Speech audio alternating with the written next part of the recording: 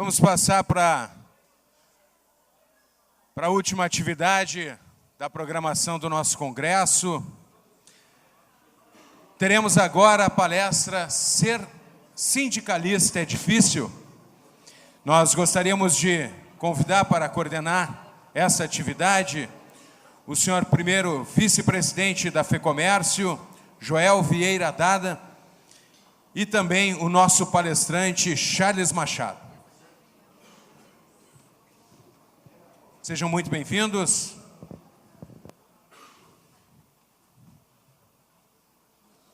Passo de imediato a coordenação dos trabalhos ao primeiro vice-presidente da FEComércio. Obrigado. Boa tarde a todos. O congresso está um sucesso, sem dúvida nenhuma. E só mais um minuto de atenção, que essa vai ser o melhor painel que vocês assistiram, sem menosprezar os anteriores, sem dúvida nenhuma. Porque vai ter soluções para os nossos sindicatos, vai ter remédio para as nossas dores. Já foi dito, mas vou reforçar, mesmo com a chuva, a organização está completa também no Hotel do Sesc, logo depois de terminar esse painel. Obrigado pela presença de todos. A gente sabe que um dia todo de trabalho nos cansa um pouco, mas é importante a presença de vocês, ainda mais no tema que será tratado. Palestrante, Charles Machado, advogado, professor em Compliance no MBA da ESPM de São Paulo, professor de Direito e Gestão da marca ESPM de São Paulo, nos cursos de pós-graduação em Direito Tributário Internacional pela Universidade de Salamanca, na Espanha, autor de diversos livros, palestrante e diretor executivo no eFácil, plataforma digital de negócios. Nós vamos buscar, Charles, a ideia é fazer uma reflexão justamente sobre as dificuldades atuais enfrentadas pelos sindicatos, tentar apresentar possibilidades pela experiência que tu tens, para que as entidades sindicalistas possam superar esse momento. E é um momento de bastante aflição. Através de questionamentos e, ao mesmo tempo, sendo uma afirmação, ser sindicalista é difícil? Pretendemos mostrar que as mudanças são possíveis e necessárias, mas os sindicatos e os dirigentes sindicais precisam fazer a sua parte e começar a pensar em autossustentação, inovação e investimento. Essas palavras foram ontem e hoje bastante trabalhadas aqui já por quem nos antecederam, e são palavras que, sem dúvida nenhuma, representam muito dentro de um sindicato. Mas como fazer, como atuar, como trazer isso para a nossa realidade, que é o quê da questão. Aqui, junto conosco, os colegas presidentes de sindicatos, empresários que fazem parte dessa plateia, sabe bem disso, do dia a dia que eu estou colocando. São idealistas, trabalham de forma voluntária, inclusive estatutariamente, os presidentes de sindicatos não podem serem remunerados, e nem esse é o objetivo que busca, mas começa a se envolver e dedica boa parte do ano para o meio sindical. Por exemplo, há 3 dias que estão aqui, deixando nossos negócios, nossas empresas, justamente para buscar conhecimentos e levar a quem nós representamos. Idealismo, estamos aqui porque queremos estar. Então, não há nada que desabone de forma nenhuma outro sindicato laboral, que a gente sabe que trabalha e também está numa dificuldade muito grande, que normalmente o laboral, o presidente, o secretário, eles têm uma remuneração, que eles largam as empresas deles, é outra forma de administrar. Mas aqui são idealistas e se dedicam muito para o nosso sistema FEComércio. Aí tivemos a reforma trabalhista 13467, de 11 de novembro de 2017, dizendo tudo aquilo que buscamos há muito tempo, que o acordado sobre o legislado, buscamos muito isso. E logo em seguida, agora vem a medida MP 873, de 1º de março, dizendo que a sustentabilidade dos nossos sindicatos de se fazer valer todas aquelas palavrinhas que foram ditas no começo, depende de que, do lado patronal, sejam nossos sócios para que possamos fazer as contribuições. Quando nós, na verdade, quando representamos uma categoria, não são os sócios, não são aqueles que pagam suas contribuições, ou compulsórias ou associativas, e sim toda uma categoria, certo? Todos eles, todas as empresas das nossas regiões, eles são contempladas com o acordo que fizemos.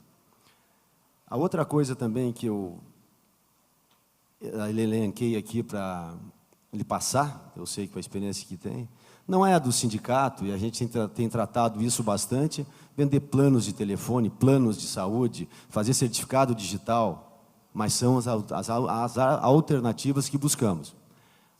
E é a forma que nós temos encontrado de prestar serviços, mesmo não sendo o objetivo central do sindicato. Sem dúvida nenhuma, é buscar com as nossas experiências, expertise, aquilo que os nossos representados, as nossas empresas, a nossa região não sabem ou não podem fazer. Isso o sindicato que representa a classe deve oferecer, e isso nós estamos ávidos para ouvir as suas palavras. Aí, quando se fala em buscar novos sócios, nessa crise que se abateu no Brasil, que não é novidade para ninguém nos últimos 4 anos, onde a categoria já é representada, tendo contribuído ou não, se torna bastante difícil. Se torna bastante difícil. Seria o ideal.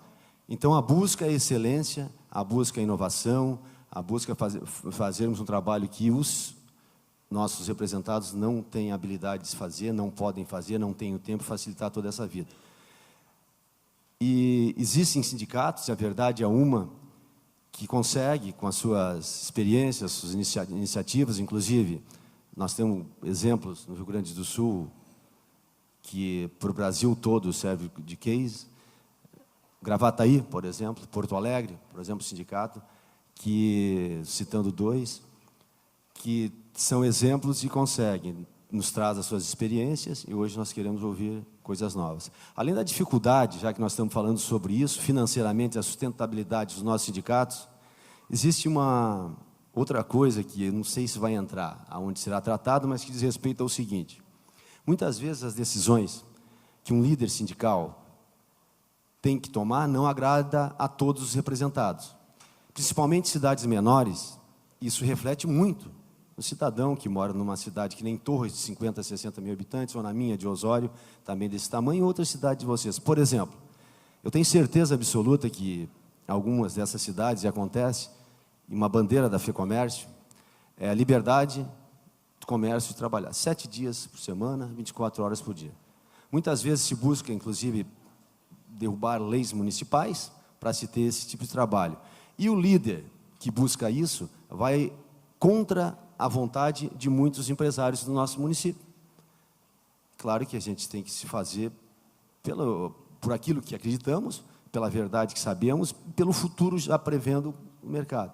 Então, isso é uma outra coisa também, falando em dificuldade de ser um líder, que muitas vezes nós encontramos. Fica marcado aquele presidente do sindicato, aquele líder sindical, que, de forma melhor intenção que possa ter, sem receber absolutamente nada para isso, fazendo esse trabalho, marcado aqui, como se diz, na paleta, por ter feito a abertura do comércio no domingo, ou no feriado, e foi contra uma vontade de alguns. É outras coisas que acontecem no meio sindical, que, pelo pouco que a gente conversou, deu para perceber da experiência. Então, a palavra é sua, fique à vontade. Ah, pois não, pode ficar à vontade.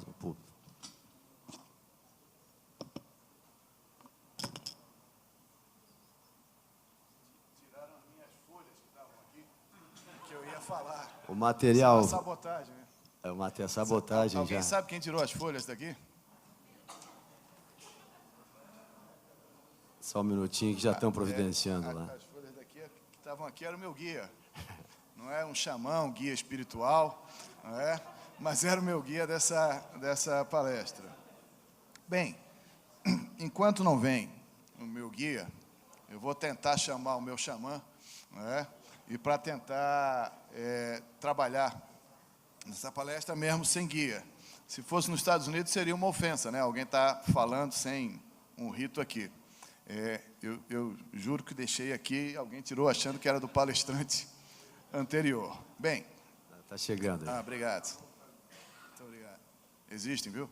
Então, vamos lá. Bem, primeiramente eu queria agradecer de forma muito emocionada esse convite, que muito me honra, porque falar na FEComércio é falar da minha origem. Eu comecei a trabalhar aos 10 anos de idade como camelô, então, portanto, aqui entre vocês eu me sinto muito à vontade, porque sei exatamente o que cada um de vocês passa no seu dia a dia. Meu primeiro emprego como advogado foi como advogado do CORE, o Conselho dos Representantes Comerciais. Então, eu conheço também esse outro lado do balcão. Eu me lembro que, vou contar uma história curiosa, quando eu tinha mais ou menos 11 anos de idade, eu queria ter alguma atividade, porque no camelô eu trabalhava mais nos horários fora do colégio, mas eu pensava assim, pô, no jogo de futebol do Figueirense, time para qual eu torço, tem uma oportunidade de negócio lá. Eu pensei, caramba, acho que dá para vender alguma coisa que não tem lá, né? Aí tinha na minha escola um rapaz que vendia rosca, o apelido dele era Rosquinha, né? Eu falei, puta, eu não posso ter o apelido de Rosquinha, né? Vai ser um negócio terrível para o resto da vida. Imagina ele anunciando com vocês agora o palestrante Rosquinha. Então, de forma alguma, eu podia ter isso. Aí eu pensei, poxa, mas a bergamota mexerica em alguns estados, dá uma margem maior do que a rosquinha. Aí eu pensei, puxa, isso é bacana, né? Mas eu pensei, mas se eu só vender, vai dar pouco, e ainda é capaz de eu ganhar o apelido de bergamota. Então, para não ter o apelido de bergamota, eu juntei 4 meninos, naquela época não tinha fiscalização do trabalho, né? Eu tinha 11, eles deviam ter 10, pulei o muro do Figueirense e abri a minha primeira rede de vendas de bergamota no estádio do Figueirense. Foi um sucesso. A tributação era baixa, a economia informal, uma necessidade de sobrevivência danada. Na época, eu ainda não era sindicalizado, aos meus 11 anos. O FEComércio deixou eu trabalhar tranquilo, o sindicato da região também tranquilo. E eu aprendi o meu primeiro negócio, ou seja, eu tinha que ter escala. E passei a vender bergamota com escala. Pois bem, hoje, no instante em que me convidam para perguntar se ser sindicalista é difícil, eu queria fazer a pergunta de uma outra forma. Eu queria entender o seguinte: existe algum problema em ser sindicalista? Porque, no Brasil, nós temos um grave problema, ou seja, o empresário vem sendo satanizado, né? Nós vivemos um país onde o lucro parece ser proibido. Ele é satanizado, a relação de trabalho quase sempre, muitas vezes, é vista como uma relação de exploração, ainda que muitas vezes seja, em alguns casos, certamente, na maioria das vezes, em exceção. Mas, acima de tudo, é fundamental que aqui, nesse fórum, se restabeleça a prioridade do investimento, a prioridade e o valor de quem empreende e de quem arrisca, de quem resolve sair da zona de conforto e abrir o seu negócio. É fundamental que cada um dos senhores tenha muito orgulho de ser isso, porque eu não tenho dúvida nenhuma. Se existe uma categoria em que os nossos filhos têm muito orgulho, é de empresário, de empreender, de assumir o risco. É muito fácil ficar na zona de conforto, né? Então, eu diria que, em primeiro lugar, eu sou da tese de que problemas não existem. Afinal, se nós podemos resolver os problemas, eles deixam de existir. Se eles não podem ser resolvíveis, eles são uma condição natural da vida, então, portanto, eles não existem, eles são uma adversidade. Logo, eu, como otimista que sou, como empreendedor que sou, entendo que problemas não existem. O que existem são desafios. E o maior dos desafios, nesse momento, se dá no embate. Todos nós, lá atrás, eu dei uma palestra na Confederação Nacional do Comércio em 2015, eu acho, ou 2016, acho que 2015. E lá eu falava das dificuldades que os sindicatos patronais teriam, né? Eu fiz o meu exercício de mãe de Ná e já sabia que já estava caminhando para esse processo. Eu só não imaginava que fosse tão grande. No ano passado, para a gente ter uma ideia de número, né? Em média, no Brasil, a receita dos sindicatos caiu em torno de 80%. né, sobre o imposto sindical, 80. Então, os sindicatos que mais demoraram a se movimentar sofreram, evidentemente, muito mais. Então, portanto, eu começo com isso. Ou seja, o novo sindicalismo requer o quê? O entendimento das novas tendências que transformam o mundo. E por que eu começo por isso? Porque eu me lembro que, na maioria das vezes, a gente tem mania de propor soluções velhas para novos problemas. E isso não dá certo. Os novos problemas requerem novas soluções. Velhas soluções não resolvem. E eu tive aí 27 anos da minha vida como consultor, e o que eu mais vi eram empresas quebrando justamente por isso, por estar sempre propondo uma velha solução. Veja, na economia disruptiva, né, não precisa dizer que hoje o maior negócio de hotel do mundo não tem um só apartamento. Né? A maior loja do mundo, o Alibaba, não tem um produto próprio seu em estoque. Então, é um modelo disruptivo que provoca todos nós a sairmos da nossa zona de conforto. O Uber não tem um carro no mundo inteiro que seja próprio, seu, um documento, nada. Eu desafio qualquer motorista do Uber a mostrar uma foto que ele tirou na sede do Uber. Vocês já viram isso? Motorista do Uber tirando foto na frente da sede do Uber? Isso não existe. Então, esse desafio é para a gente pensar e dizer, mas que diabo de economia é essa? Né? O que eu tenho ali? Muito bem, o Brasil tem hoje cerca de 16,6 mil sindicatos, sendo desses 11,2 trabalhadores e 5,4 mil sindicatos patronais. Com aquilo que eu falei, uma queda de arrecadação de 80%. Bem, para qualquer matiz que vocês imaginarem, esse número de sindicatos ele é muito grande. Para qualquer um, seja de empregado, seja patronal, ele é muito grande. Então, o primeiro desafio passa em ampliar a base, reduzindo o tamanho da estrutura. O que nós estamos vendo aí é um processo de consolidação de muitos sindicatos. No Rio de Janeiro, por exemplo, 11 sindicatos da indústria gráfica se juntaram e transformaram-se em um só.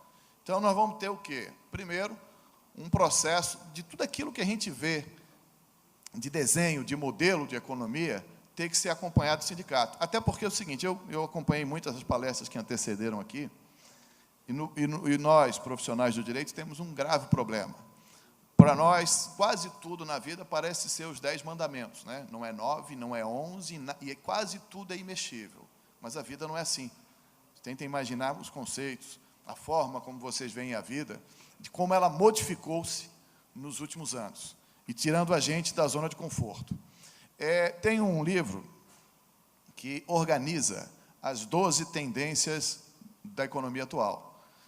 E elas mostram como a economia, a nova economia, e de que maneira, esse livro chama-se Inevitável, é do Kevin Kelly, e que é um dos fundadores da revista Wired, e eu entendo que é um livro básico para toda a biblioteca de negócio. E é sobre essas 12 tendências que a gente vai abordar o sindicato, ou seja, de que maneira esse novo sindicato, esse novo sindicalismo vai olhar essa economia. Muito bem, a primeira tendência é o quê? É o tornar-se. Ou seja, a vida tecnológica no futuro é uma série de atualizações sem fim. Se vocês ficarem, por exemplo, no telefone de vocês, eu vou dar só um exemplo aqui. Podia levantar a mão quem tem iPhone aí? Vou fazer um teste. Quem tem um iPhone nas versões 6, 7 aí, dá uma olhadinha lá num botão chamado... Agora, vamos fazer esse teste aqui agora, né? Quem sabe faz ao vivo. Vamos lá no botão dos ajustes. Vamos lá no botão dos ajustes. Vamos correndo a tela. Não é prêmio por enquanto, prêmio vem depois.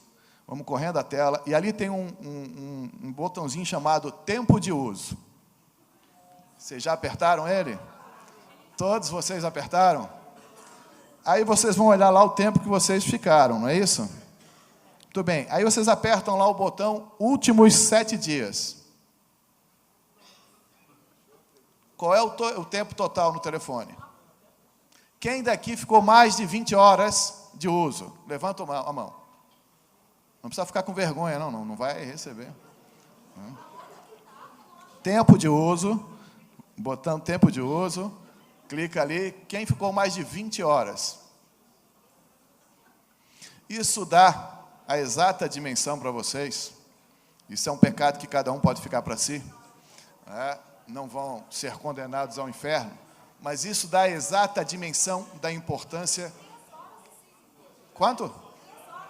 3 horas hoje. Aí, em cima, tem o azul, aperta, tem os últimos 7 dias. 2 horas. Aqui. Vamos lá. Quanto? 5 horas. 5, 8, 20, 30. Então, imaginem o seguinte. Em cima tem um botão azul ali, chamado Últimos 7 dias. Então, vocês imaginam o seguinte. Por que eu faço esse teste? Vamos ficar doentes. Esse teste dá a exata dimensão de como a economia modificou. Ou seja, tentem imaginar o seguinte, porque a maioria das pessoas, quando eu faço isso, nunca se apercebeu de quanto tempo fica no celular.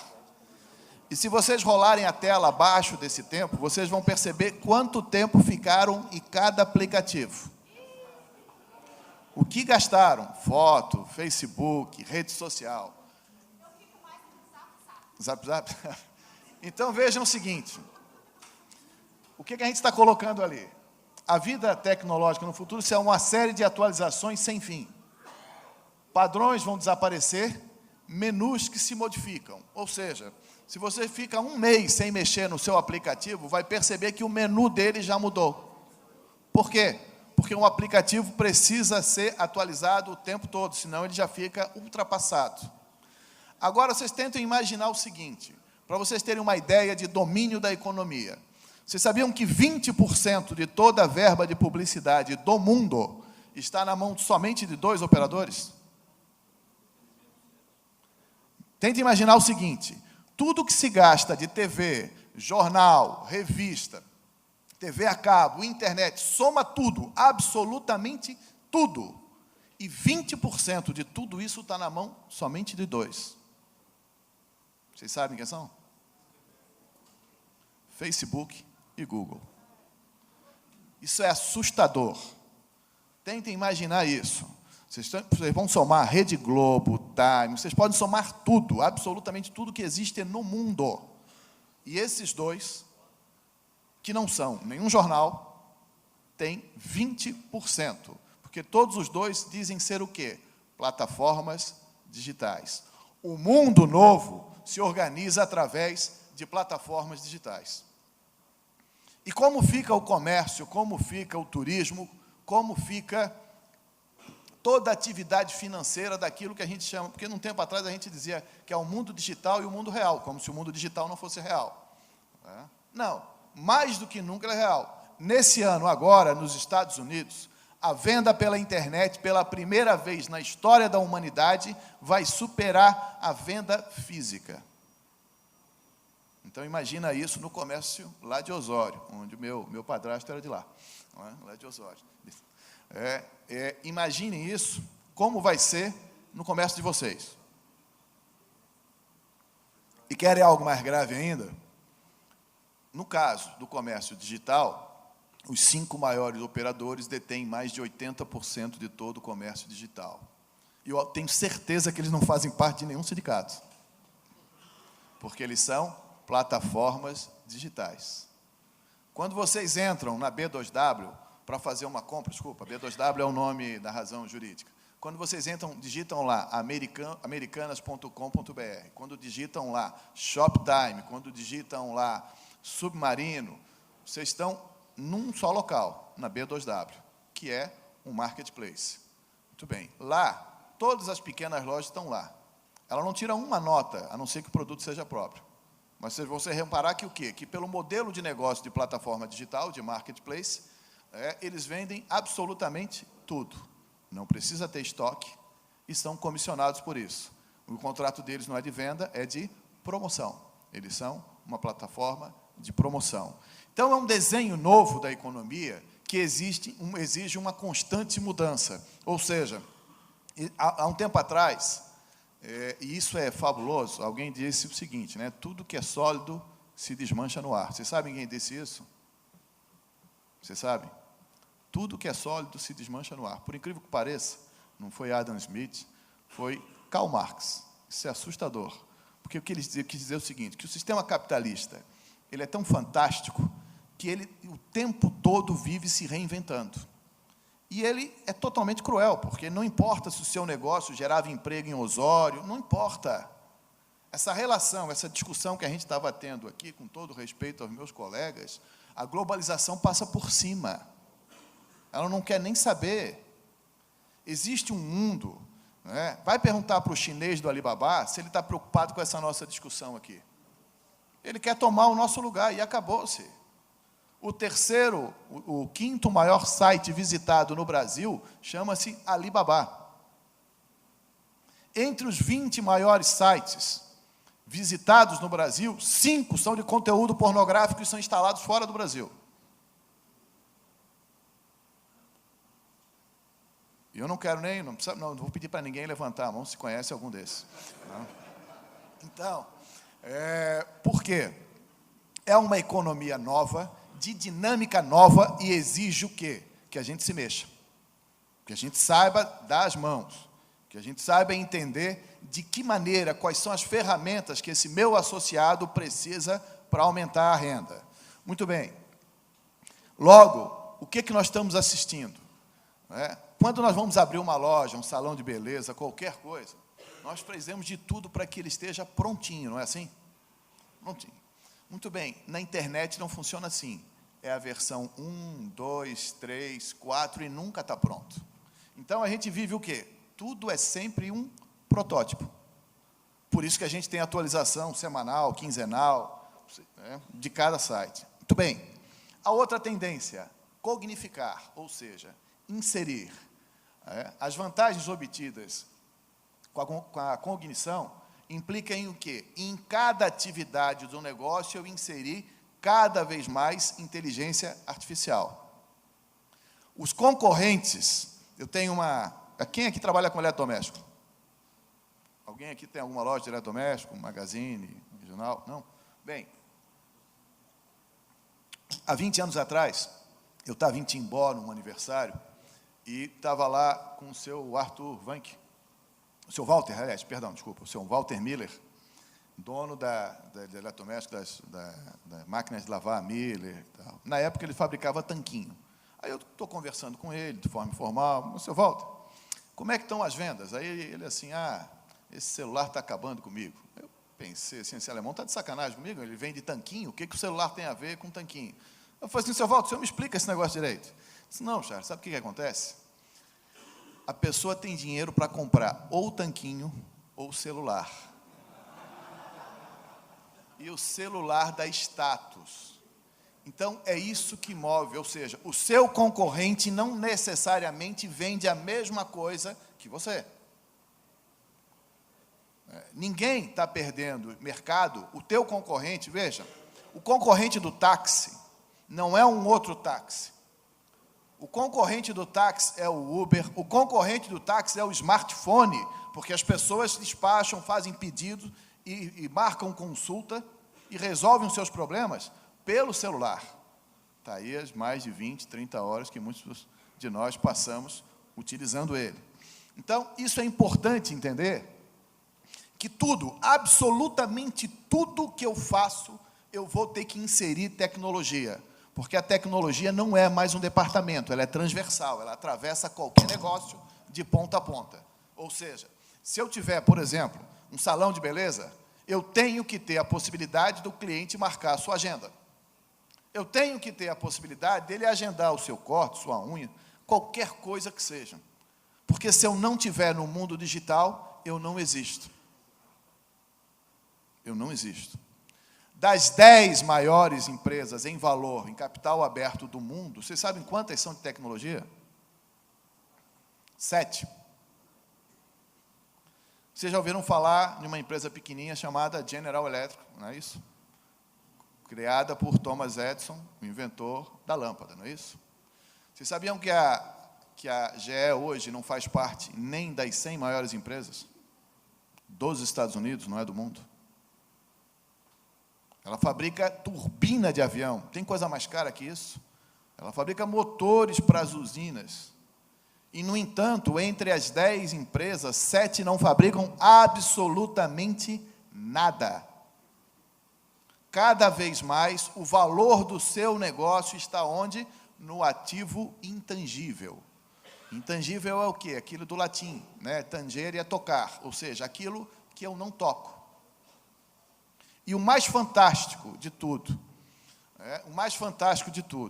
se vocês pegarem o valor dessas empresas de tecnologia e olharem o balanço, vocês vão ver que o valor que a Bolsa oferta por eles, ou quantifica, é mais do que o faturamento dela de inúmeros anos.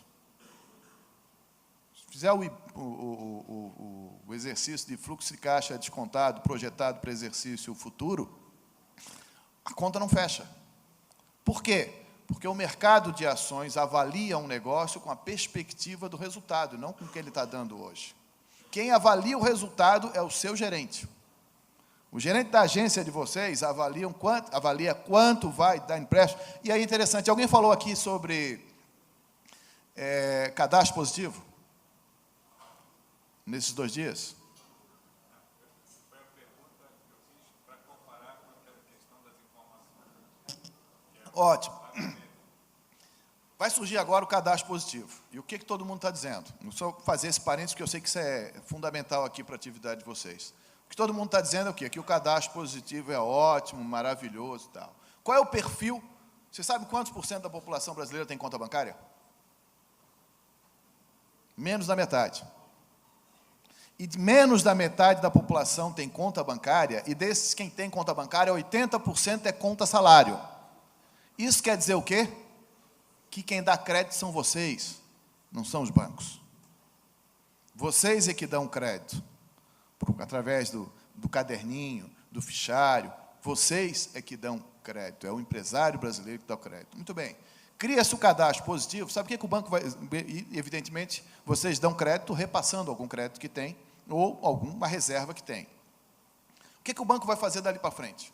Ele vai exigir, dizer o seguinte, não, você tem um cadastro, você tem faz o score das pessoas que compram, tem o registro disso. Eu disse, não, eu não tenho, eu sou, nesse aspecto, eu sou no meu modelo antigo, Casas Bahia, eu estabeleço, dou o carnezinho, a pessoa vai lá e paga, tal. O que vai acontecer? O crédito vai ficar cada vez mais seletivo. Isso é bom para quem? Para um cara só, banco. Só para ele. Ou seja, cada vez vai ter mais crédito para quem já tem crédito. Não tem uma alusão que a gente brinca, que o banco é aquele que lhe dá um guarda-chuva em dia de sol e lhe tira o guarda-chuva no dia de chuva? É exatamente isso que acontece com o cadastro positivo. Ou seja, o cadastro positivo vai concentrar ainda mais. Ele ajuda a eu identificar fraudes. Mas será que a gente já não tem instrumento suficiente para isso? Então, no médio prazo, porque hoje o que acontece? O crédito no Brasil é caro, muito caro. Alguém vai dizer que o crédito é caro em razão da inadimplência. Muito bem, você sabe qual é a inadimplência na China? 4 vezes a inadimplência brasileira.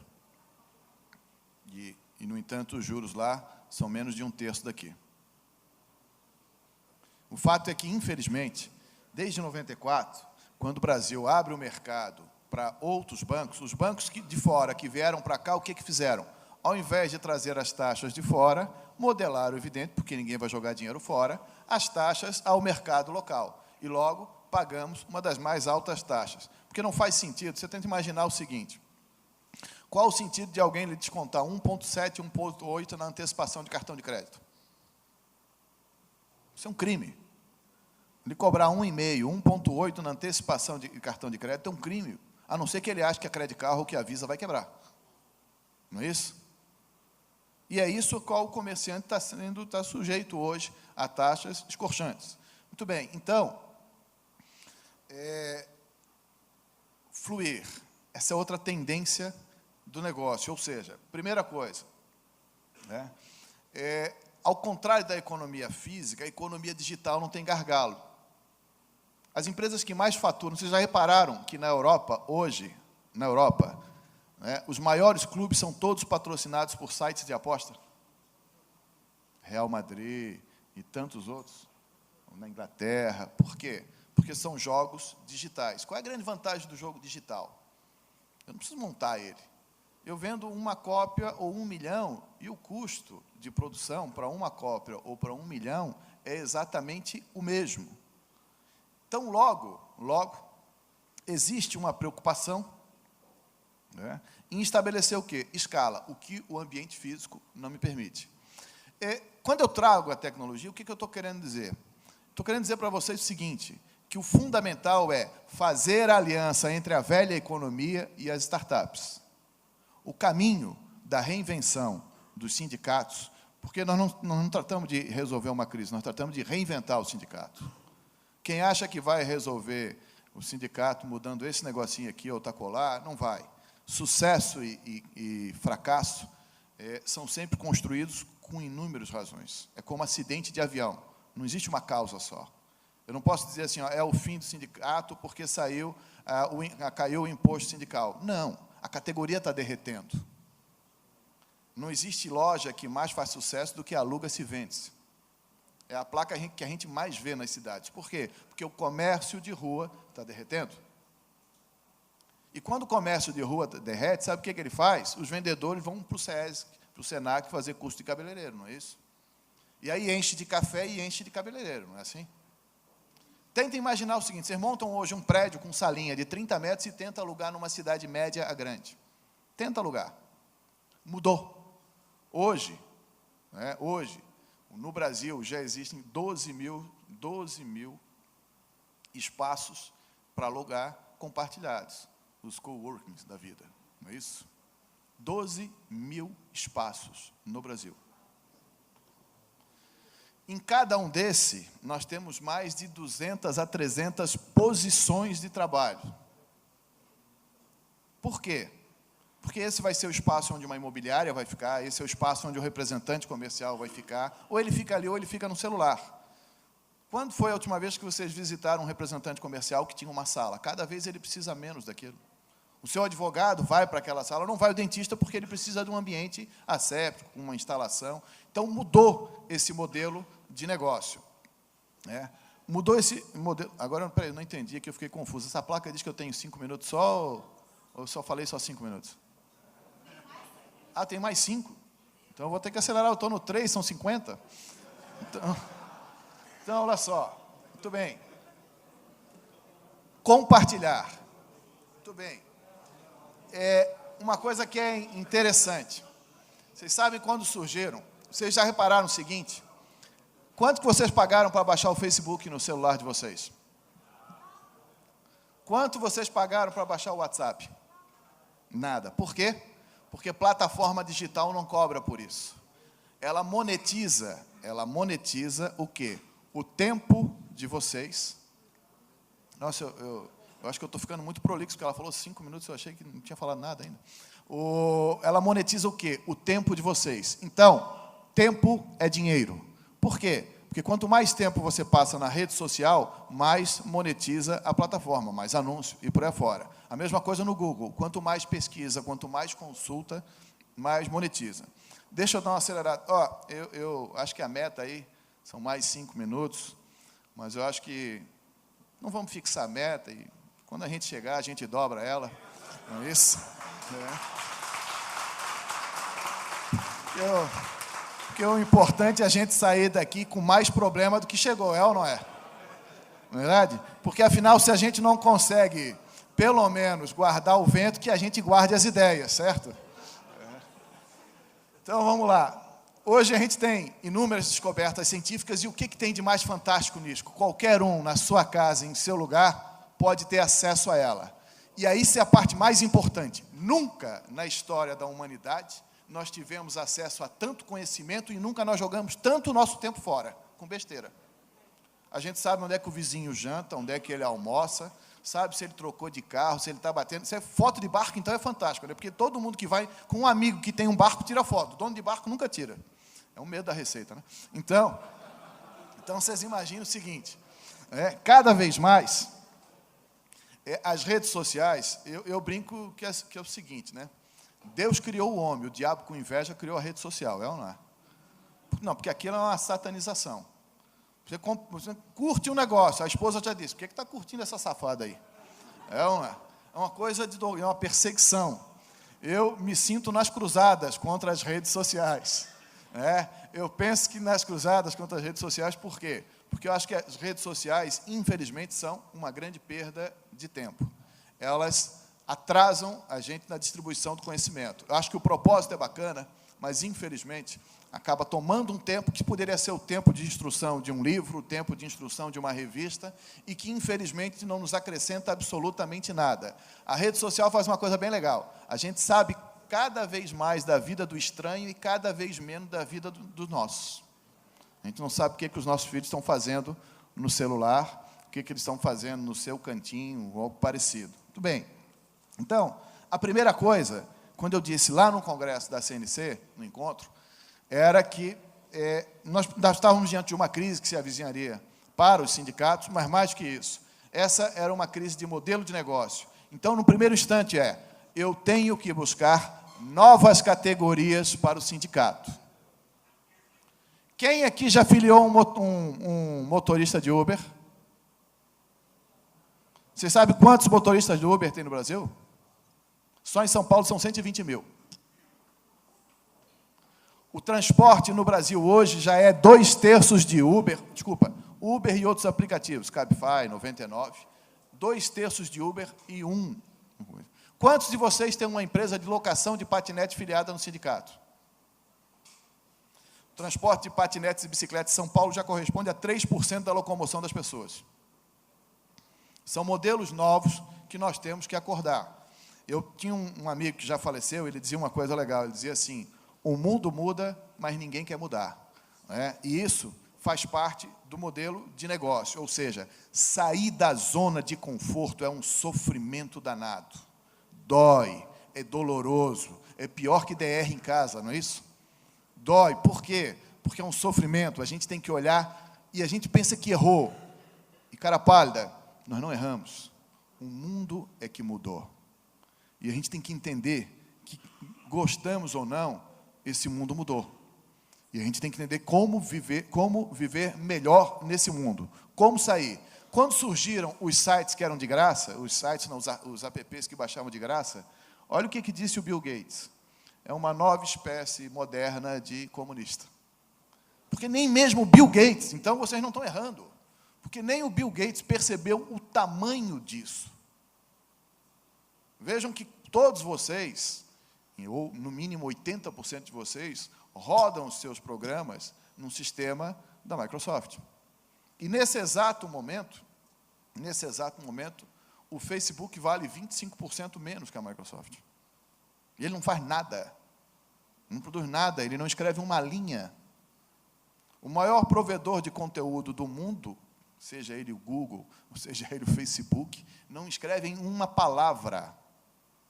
E, no entanto, tomam todo o tempo de vocês. Então, tente imaginar o seguinte, a velocidade da transformação é, acima de tudo, vou acelerar a minha aqui, visualizar, muito bem, tudo virou tela. Vocês já repararam? O mundo hoje tem cerca de 5 bilhões de telas. Vocês estão vendo em plataformas diferentes. Quem quer imaginar que ia estar vendo um filme ou uma série num celular ou num tablet, há um tempo atrás? Vocês já repararam que em dólar a TV não consegue aumentar de preço? Por quê? Porque a força do valor está no software, não no hardware.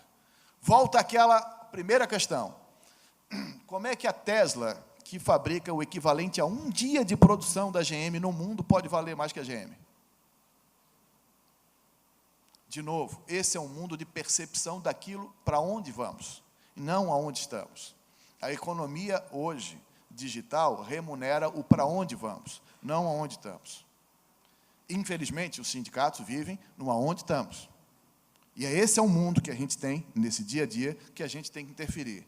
Então, logo, nós precisamos o quê? Muito bem. Visualizou, o que mais? Eu preciso ter o quê? O acessar. Tentem imaginar o seguinte, quem de vocês aqui hoje coleciona CD? Eu tenho uma coleção de uns 1.700 CDs, mais ou menos. Porque eu passava, no primeiro ano que eu me formei, eu viajei 88 mil quilômetros. Então, era uma solidão só, era só eu no carro. E CD vira uma cachaça, né? Você vai comprando um, gostou e tal. Aí, outro dia, eu conheci um tal de Spotify. Rapaz, eu me entreguei a Deus. Aquilo foi a minha consumação, eu me perdi naquilo. Foi uma loucura. Foi amor à primeira vista, ou à primeira tocada, uma experiência quase erótica, uma coisa fantástica. Eu achei aquilo tão fantástico, por quê? Porque aquilo reproduzia tudo o que eu queria em um só clique. Eu achava tudo, novas gravações e tudo, e por um preço, né, que não tem como você comparar. Essa é a nova economia, ou seja, como concorrer com a loja de CD? Como que a loja de CD vai concorrer com o Spotify? Não vai. Acabou. Mudou. Por quê? Porque mudou a plataforma. Lembre-se disso. A grande sacada do Steve Jobs foi que ele não criou um celular, ele criou uma plataforma de negócios. Então, logo, quem tem um ponto físico tem que o quê? Ser uma plataforma de negócio. O salão de beleza tem que vender seguro, sim, senão está fora. Porque o novo negócio é um omnichannel, ou seja, eu tenho que estar presente em todos os canais de venda. Infelizmente, tente imaginar o seguinte, seguro estendido. Eu tenho no Magazine Luiza, mas não tenho da loja da esquina. Por quê? Porque é óbvio, o software que a loja da esquina tem não comporta a garantia estendida que eu poderia estar vendendo. Então, esse é o papel do sindicato, sim. Estabelecer parcerias com plataformas digitais que levem novas receitas ao associado. O sindicato não é só o parceiro da causa, ele tem que ser o parceiro do negócio. Ele tem que fazer parte do negócio. Esse é o desafio. Como? Nem sempre eu vou saber, mas não importa. O importante é o seguinte, a gente pode até não saber para onde vai, mas tem que ter a certeza de aonde não quer ficar. E da forma como está, a gente já sabe qual é o caminho. Você pode não saber como vai dar, se vai acertar ou parecido. Lembre-se disso. Sucesso e fracasso têm inúmeros causadores. Nunca é uma causa só. Você pode ter a mais evidente. Eu tive uma operação de importação de eletrodoméstico, quebrei, perdi 11 milhões nesse negócio. Suado, dinheiro que eu ganhei de tanta consultoria, de tanta palestra, porque, você imagina, cada palestra dessa é 50 mil reais, até, né, fazer 11 milhões, foi um trabalho danado. Então, vocês imaginem o seguinte, por quê? Eu importava eletrodoméstico e o dólar estourou. Veio a eleição da filósofa Dilma, no segundo turno, e com ela foram as minhas esperanças, meus eletrodomésticos, e o mais importante, a minha conta bancária. É óbvio, mas não deveria estar lastreado num processo de importação. Bem, eu tentei, mas não consegui, porque nem sempre tudo que você vai tentar diversificar vai dar certo. Por quê? Mas a gente é resiliente, a gente não desiste. Então, uma coisa que é importante para que a gente entenda é o seguinte, filtrar. Nunca na história de vocês tiveram tanto conteúdo. Olha só, por ano são produzidos 8 milhões de músicas. Alguns a gente chama de músicas, mas não necessariamente, porque é funk. 2 milhões de novos livros.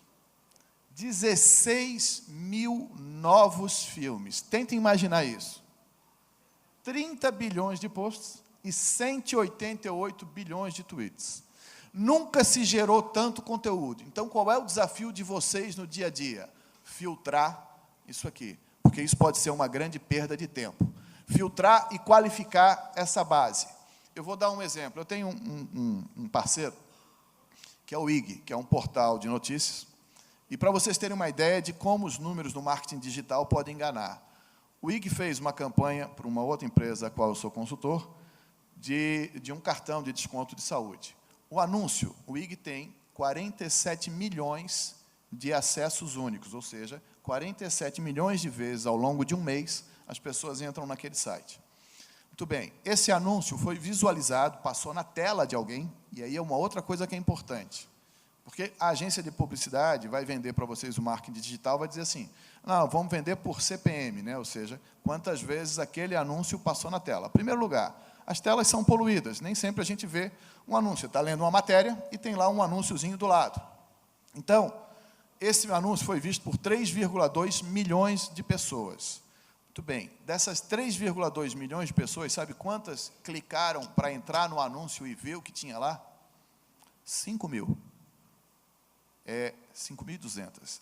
Isso é 0,12 por aí. Dessas 5 mil, sabe quantos negócios foram fechados? 5. Eu vou dar um outro exemplo. Tem uma grande concessionária de carros aqui, também minha parceira comercial aqui do Rio Grande, outro dia, contratou uma agência, pegou o mailing list lá com 15 mil clientes, fez elas ligarem para os 15 mil clientes, convidando para um coquetel de lançamento dos seus carros. Muito bem. Dos 15 mil, 1.200 convidou para um coquetel, é de graça, literalmente boca livre. Então, a agência fez 15 mil ligações. Das 15 mil ligações, 1.200 pessoas disseram que vinham. Show, arruma, 1.200. Vieram na loja 150. E o potencial, não se fechou nenhum negócio lá, e o potencial é de venda de 20 carros, que geram, em média, R$500 de resultado líquido, depois dos impostos. Então, é um desafio hoje tocar o comércio, presidente. Um desafio gigantesco. Por quê? Porque a gente esquece dos dados macroeconômicos. No Brasil, nós crescemos nos últimos 5 anos 2%. Se nós considerarmos a inflação, isso quer dizer o quê? E o crescimento populacional, que a população, nesse exato momento, na média, está 1/4 mais pobre, não é isso? 1/4 mais pobre, ou na média, e a economia é fria. Se ela está 1/4 mais pobre e se usa a receita para outras coisas, quer dizer o quê? Que eu tenho cada vez mais o pouco do dinheiro dele concorrendo com diversas coisas. Por isso que a gente vê pouco restaurante lotado, por isso que a gente vê salão vazio, por isso que a gente vê shopping às moscas. Por quê? Porque, de novo, o concorrente do dinheiro de vocês não necessariamente é a mesma coisa. Ele concorre com qualquer coisa. Lembrem sempre da história do tanquinho, da máquina de lavar Miller e do celular. Remixar. A economia digital faz o quê? Ela se reinventa o tempo todo, aproveitando o que já tinha produzido. Então, é sempre uma nova versão, utilizando o que tinha. Isso dá o quê? Dá escala. Dá escala. E aí, lá atrás, o Thomas Jefferson disse uma coisa importante. O homem que recebe uma ideia de mim, recebe um pouco da educação sem diminuir a minha educação. Quando ele acende a sua vela na minha, ele recebe a luz sem me deixar no escuro. Esse é o conceito de compartilhar conhecimento. O conhecimento se multiplica. O conhecimento é igual ao amor de pai por filho. Ele não divide, ele se multiplica. Interagir. Cada vez mais, tudo que existe no dia a dia de vocês interage. Eu vou dar um exemplo bem fácil. Se vocês acessaram a internet de graça em qualquer aeroporto do Brasil, quando vocês chegarem em outro aeroporto, ela já sabe quem você é. Porque na hora que tu pegou o sinal de graça, aquela operadora está presente em 11 mil estabelecimentos, 11 mil, ela não vai precisar mais registrar os dados. Bem, como ela tem os teus dados, se tu interagir, cadastrou e-mail. A hora que cadastrou o teu e-mail, ela sabe exatamente quem você é. Sabe por quê? Porque quando se cadastra o e-mail, ninguém tem e-mail sem ter CPF. Então, eu passo a ter o teu CPF. Então, uma empresa, um dataminder da vida, ela passou, assim, olha só, vocês pegaram um sinal de graça no shopping, ela já sabe o número do seu telefone, sabe o nome do seu e-mail, sabe o seu nome, o seu CPF. E se ela sabe isso, sabe o que ela sabe? Ela sabe até quanto tem no fundo de garantia, sabia? Por quê? Porque o robozinho, ele fica criando, com base no teu CPF, dados para levantar a RAIS. E quando ele levanta a RAIS, ele passa a ter acesso ao quê? Ao teu fundo de garantia.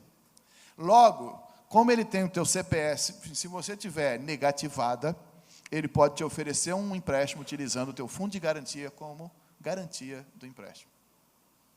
Então, esse é o mundo da interação, mesmo quando a gente não sabe. Tem uma lei, que eu estou publicando um livro agora, sobre a lei de proteção dos dados. Isso vai revolucionar o negócio de todos vocês. Como, por exemplo, todos vocês aqui têm a ficha do cliente, não tem? Alguém de vocês pediu autorização para fazer a ficha? Alguém de vocês disse ao cliente o que vão fazer com a ficha dele? Alguém de vocês disse por quanto tempo vai guardar? Porque os dados que vocês podem guardar dele são só o da relação. Por exemplo, se ele comprou à vista, esquece. O único dado que vocês vão poder guardar dele é o da nota fiscal, por exigência da lei do fisco. Para vocês dispararem um e-mail, ele vai ter que autorizar. A lei entra em vigência quando eu fizer 50 anos de idade, no dia 15 de fevereiro de 2020. E ela entra em vigor e muda toda a relação. Logo, os birôs de crédito, de formação de dados, necessariamente vão ter que o quê? Vão ter que se readequar. Está aí o quê? Um problema? Não. Uma baita de uma oportunidade para a gente vender cadastro quente, gente. Está aí um negócio que vocês precisavam. Por quê? Porque vocês podem, a FEComércio pode criar um clube de associados para todos os clientes e, com isso, poder disponibilizar. É óbvio que isso tem que ser comunicado ao cliente para que vai ser utilizado, desde que ele veja algum benefício disso. Não é? Então, cada vez mais, por exemplo, tem uma empresa em São Paulo que consegue, pelas suas telas, saber exatamente para onde tu estás olhando. Tem celulares da Apple que identificam já o usuário pela íris, não é isso? Muito bem. Logo, o que nós vamos ter nas telas inteligentes? A possibilidade de saber o que vocês estão lendo exatamente. Em 1998, eu escrevi um livro chamado Crimes do Colarinho Branco, onde eu escrevia sobre direito da intimidade. E aí existe a diferença entre intimidade e privacidade. Quando eu entro na tua sala e tu estás lendo o 0 Hora, eu entrei na tua privacidade. Saber o que tu estás pensando ao ler o 0 Hora, eu estaria dentro da tua intimidade. Essa é a diferença entre privacidade e intimidade nas raias e nesse desenho. Então, portanto, a lei cria uma oportunidade. E aí, presidente, eu vou passar depois para vocês as inúmeras. Aqui a gente está fazendo esse debate, mas é o meu compromisso entregar aí uma lista de coisas para gerar receita. Isso aqui é praticamente um baú da felicidade. Vai ser uma loucura isso aqui. Então, importante, interagir, maior imersão. Por quê? Porque cada vez mais nós teremos o quê? Relógios que sintam a nossa pulsação, logo tem o batimento cardíaco, a inteligência artificial, vocês não têm ideia de onde está andando hoje, é assustador. É assustador. Eu vou dar um exemplo só para vocês. O Facebook está explorando, para vender alguns remédios, medicamentos, o ciclo menstrual das mulheres, sabia? Tem aplicativos que dão lá a tabela, enfim, eu não entendo disso porque não é bem exatamente a minha praia. Mas agora, recentemente, na Europa, alguns sites que pertencem ao Facebook, em que vendem lá para acompanhamento do ciclo menstrual e tal, compartilhavam com o Facebook a informação. Logo, o Facebook pode, por exemplo, sabendo qual é a data, oferecer um produto para cólica ou algo parecido. Eu não vejo o problema disso desde que eu saiba que ele vai fazer isso. Porque a lei do Marco Civil da Internet, ela já especificava que eu tinha que avisar. O que a lei de proteção dos dados trouxe? A multa, porque isso não estava previsto. Então, qualquer coisa que não seja interativa nos próximos 30 anos vai perder por completo a sua importância. Nos Estados Unidos, nesse exato momento, já existem 2 milhões de robôs que são assistentes residenciais. Tem 3 ou 4 grandes fábricas hoje, então eu ligo, pergunto como é que está, ele acende a luz, regula a casa, enfim. E cada ano que passa, eles ficam mais baratos. Vamos só lembrar, não é a GM, não é a Volvo. Lembre-se disso. Motorista é uma profissão que é provável que daqui a 10, 15 anos só exista na África, não é isso? Os carros vão andar sozinhos, eles vão ter um controle. Agora, o mais interessante, ninguém fala que é a Ford que está fazendo isso, ninguém fala que é a Volvo que está fazendo isso. É o Google, é o Facebook, é a Tesla, ou seja, não são os concorrentes da Toyota. Outro dia eu publiquei no LinkedIn uma matéria engraçada, que era o seguinte: Ford compra empresa de patinete pelo valor de... vende a Volvo pelo valor de 8 patinetes. A Ford vendeu, há 4 anos atrás, 5 anos, 6 anos atrás, vendeu a Volvo para uma empresa, a Geely, chinesa, por 1,8 bilhões de dólares. Há 4 meses atrás, ela comprou na Califórnia uma empresa de patinetes por cerca de 300 milhões de dólares. O que a Ford quer com uma empresa de patinete? Simples, participar do futuro. Porque cada vez se vende menos carro, cada vez as pessoas vão querer usar menos carro. Então, para acelerar aqui, cada vez mais, vocês e os seus associados têm que ter o quê? O rastreio do que ocorre. Em São Paulo, em Campinas, tem um microchip, que é do tamanho de uma areia, de um grão de areia, que se coloca numa roupa e dispensa a etiqueta. Eu vou colocar dentro da costura, ao invés de eu colocar aquela etiqueta grande. Por quê? Porque, ao contrário daquela etiqueta grande que eu passo ali para o detector de metais, para saber se está sendo furtado ou não, esse microchip me dá a localização e ele está conectado com a nuvem e dizendo o quê? O que é a empresa. Então, eu não vou precisar mais de emitir nota fiscal. Eu vou ter que ter o conhecimento, na hora que eu transmitir, de quantas peças tem e identificar quantos microchips tem no caminhão. Ele não precisa mais emitir nota, ele passa no posto de fiscalização e recolhe. Isso não é ficção, isso é realidade e é feito no Brasil, em Campinas. Então, olhem só esses dados como, veja, cada vez mais, desde 2006, os carros que são fabricados nos Estados Unidos registram absolutamente tudo. Velocidade, freio, quilometragem, acidente. Então, ele sabe absolutamente tudo. Tente imaginar que cada vez mais o quê? Vocês vão fazer compras de dentro do carro, vão acessar, vão conversar, e tudo isso é registrado em algum lugar. Para vocês terem uma ideia de cobertura de quem que é filmado, vamos lá, hoje, 68% dos empregos públicos são filmados, 59% nos privados, 98% nos bancos, 64% das escolas públicas e 16% dos proprietários vivem ou trabalham sob câmeras. Isso é uma média americana, aqui não está muito diferente disso. Ou seja, nunca foi uma sociedade tão vigiada. E não é que isso é só por segurança, é pior, é por hábito de consumo. É por hábito de consumo, ele consegue aproximar. Na China, por exemplo, as câmeras que ficam na frente da vitrine já conseguem especificar qual é o produto que é mais visualizado, pelo direcionamento da íris. E isso permite o quê? Que ele mude a vitrine de acordo com a audiência de quem passa. Questionar. Então, o conhecimento está relacionado, não é idêntico à informação, e explode na proporção da informação. Então, logo, as ferramentas de pesquisa, como o Google, são cada vez mais frequentes, úteis, e conseguem superar o grupo. O exemplo aqui é o caso do grupo de alunos. Começar. Isso é importante. Hoje são 4 bilhões de celulares, 2 bilhões de computadores ligados entre si, conectados entre si. Então, lembre-se que se você tem um iPad, um iPhone, eles compartilham dados, compartilham agendas. E, cada vez mais, eles vão produzir conteúdos que vão ligar a outras máquinas. Bem, qual é o limite disso? Eu não sei. Não existe. É a lei. Só a lei para nos socorrer do Estado e do oligopólio das plataformas. Então, antes de mais nada, o quê? As relações mudaram, impulsionadas pela tecnologia. Logo, os sindicatos não podem ser coadjuvantes, eles têm que ser, acima de tudo, protagonistas dessa história. Quando eu estive em Brasília, eu listei, no mínimo, 28 profissões e segmentos do mercado que não estavam dentro da FEComércio. Não estavam. E que poderiam estar. Vou dar um exemplo. Os profissionais de saúde, por que não estão? As clínicas dermatológicas, quantas tem? Vocês já repararam quantas clínicas de implante? Eu acho que a pessoa nasce para implantar dente. Eu nunca vi tanta clínica. Vamos lá. Vocês já viram quantas clínicas? Quantos fazem parte? Porque lembre-se que eu posso estar no sindicato. As autarquias são fiscalizadoras.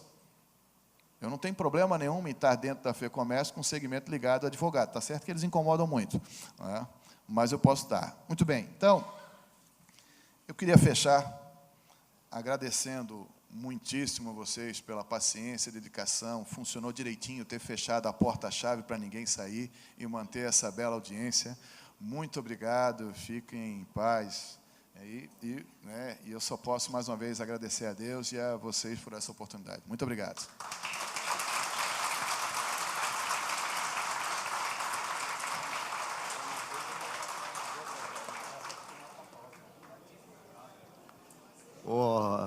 Eu estava falando para o nosso amigo, não sei como é, tem brinde para você, sorteios de livros, tem só um minutinho que tem sorteios do livro, 2 minutinhos só, do nosso amigo Charles. Pessoal, aqui. desculpa, debaixo das cadeiras tem aí uns números, aí as pessoas que encontrarem números debaixo das cadeiras são contempladas aí com os livros. Né? Eu chamo... Colaram aí. Aí, ganhou.